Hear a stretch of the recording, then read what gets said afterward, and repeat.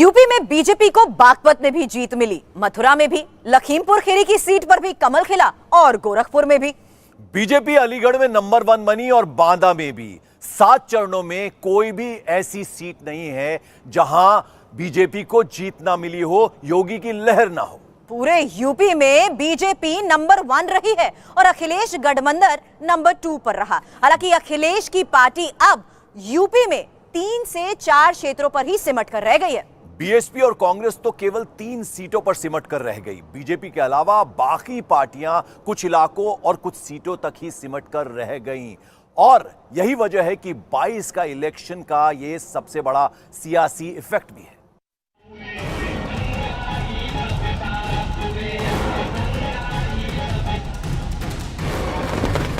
UP में BJP की हवा है और हर इलाके में समाजवादी पार्टी का सफाया है। इस बार उत्तर प्रदेश में रंगों वाली होली 10 दिन पहले ही मनाई जाएगी। 22 की रेस में साइकिल पंचर हो गई। अब गोरखपुर से लखनऊ तक होली समय से पहले शुरू हो गई है। 10 मार्च को ही जब चुनाव नतीजे आएंगे, धूमधाम से रंगों वाली होली शुरू हो जाएगी। रंग गुलाल से लेकर पटाखों वाला सेलिब्रेशन चल रहा है और यूपी में भारी अंतर से कमल खिल रहा है। फेज बाय फेज हर इलाके के डेटा के साथ समझिए कि यूपी की जनता ने धर्म, जाति, बाहुबली और दंगाई के मुद्दे पर कैसे योगी विरोधियों को क्लीन स्वीप कर दिया। यूपी चुनाव के हर फेज में एंटी योगी मोर्चा को लॉस हुआ। 22 के चुनाव में योगी के खिलाफ 3 गठबंधन मैदान में थे। सबसे पहले अखिलेश यादव और जयंत चौधरी, दूसरे पर मायावती और तीसरे नंबर पर प्रियंका गांधी वाड्रा थी।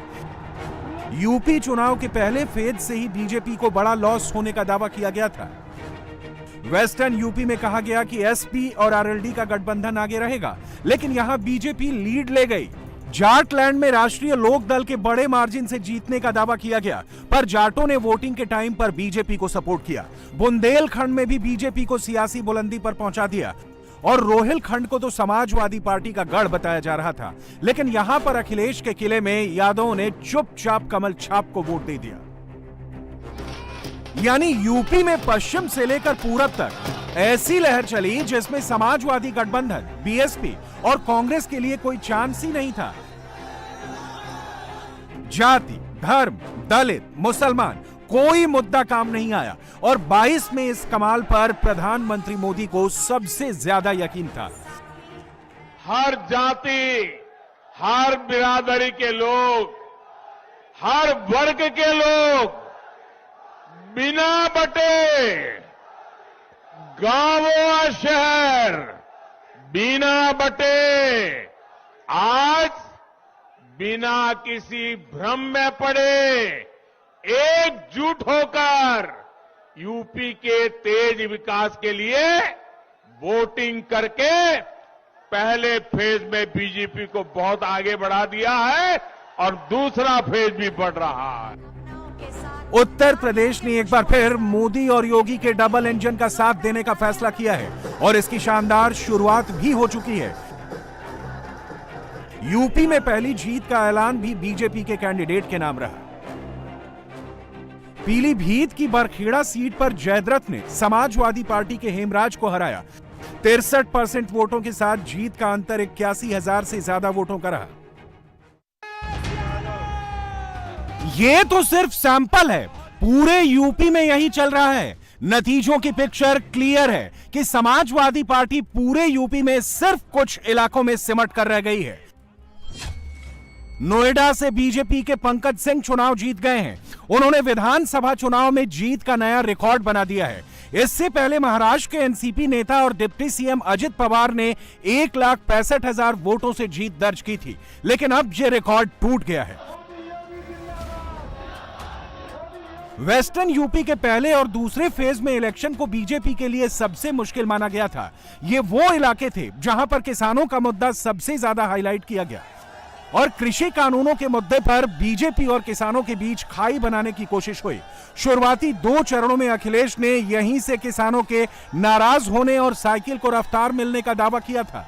लखीमपुर हिंसा का मुद्दा जोर शोर से उठाकर माहौल बनाने की कोशिश हुई, लेकिन ये सारे दावे धरे के धरे रह गए।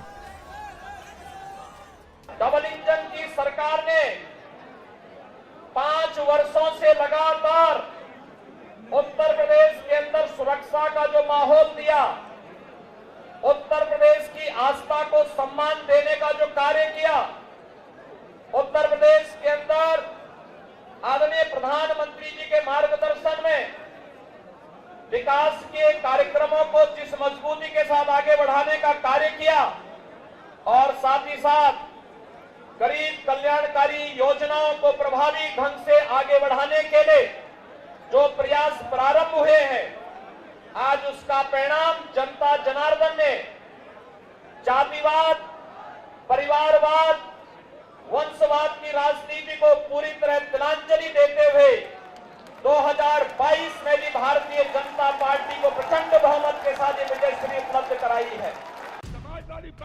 अखिलेश इस चुनाव में भी बड़ा स्कोर नहीं बना पाए। 22 के सियासी टूर्नामेंट में उनको बड़ा प्लेयर माना गया था।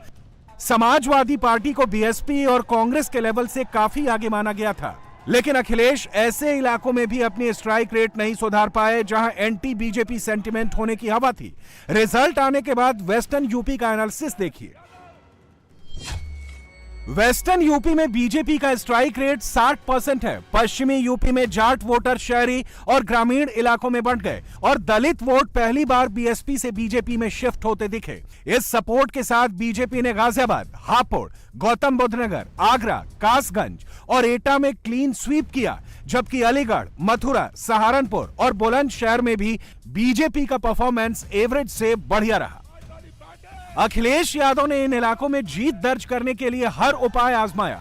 योगी को हराने के लिए आरएलडी के साथ गठबंधन भी किया, लेकिन सियासत का हर टोना टोटका योगी की प्रचंड जीत के सामने फेल हो गया। आज जनता जनार्दन ने अपने जनादेश के माध्यम से उन सबको एक बार फिर से सबक सिखा करके उनकी बोलती बंद करने का काम किया है और हम सबको अपने कार्यों के माध्यम से एक बार फिर से साबित करना है कि राष्ट्रवाद, सुरक्षा, विकास और सुशासन के मुद्दे पर भारतीय जनता पार्टी को जो प्रचंड बहुमत जनता जनार्दन ने दिया है, हम सबकी जिम्मेदारी बनती है कि इस पर हमें फिर से खरा उतरना ही होगा। चुनाव में कोई जीतता है, कोई हारता है। लोकतंत्र के ये दोनों पहलू हैं। इसलिए जिस तरीके से हम जीत को स्वीकार करते हैं और उसी प्रकार से हम हार को भी स्वीकार करते हैं। हमने चुनाव हारा है, हिम्मत नहीं हारा है। जिन मुद्दों के लिए मैंने संघर्ष का लिए ताल ठोका था, वो संघर्ष का अभियान जारी रहेगा। योगी और अखिलेश के बीच का डिफरेंस समझने के लिए 22 के इलेक्शन में बीजेपी और समाजवादी पार्टी के वोट शेयर का कंपैरिजन देखिए। इस अंतर ने ही योगी को बहुमत से कहीं ज्यादा सीटें दिलाई। पिछले चुनाव में जीत हार में 18% वोटों का अंतर था। पिछली बार बीजेपी का वोट शेयर 39% था, लेकिन इस बार बीजेपी 2017 से आगे है और वोट शेयर से क्लियर है कि बीजेपी को वोटरों का फुल सपोर्ट है। हर इलाके में अखिलेश यादव को नेगेटिव खबरें मिली, इसलिए समाजवादी पार्टी ने अपने कार्यकर्ताओं का जोश बढ़ाने के लिए ट्वीट किया कि बीजेपी के लोग जीत का जश्न मना रहे हैं, पर आप लोग काउंटिंग लोकेशन पर डटे रहिए। समाजवादी पार्टी के सामने मुश्किल चुनौती है, क्योंकि अखिलेश यादव अपनी चुनावी परीक्षा में लगातार 0 स्कोर कर रहे हैं। 22 का इलेक्शन अखिलेश यादव के पॉलिटिकल करियर की लगातार चौथी हार है। 2014 लोकसभा चुनाव में अखिलेश अपने पिता और चाचा के भरोसे रहकर हारे। राहुल गांधी से गठबंधन के बाद 2017 यूपी विधानसभा चुनाव में अखिलेश को शिकस्त मिली। 2019 में मायावती के साथ अलायंस करने के बाद भी अखिलेश बड़ी चुनौती नहीं दे पाए। 2022 में अखिलेश और जयंत चौधरी का गठबंधन भी कोई खास कमाल नहीं दिखा पाया। अब अखिलेश यादव 2027 की तैयारी कर सकते हैं, लेकिन अब तक का रिकॉर्ड अखिलेश के खिलाफ है। इंडिया टीवी हर वक्त हर जगह डाउनलोड करने के लिए सर्च करें India TV news Google play store या ऐप स्टोर पर।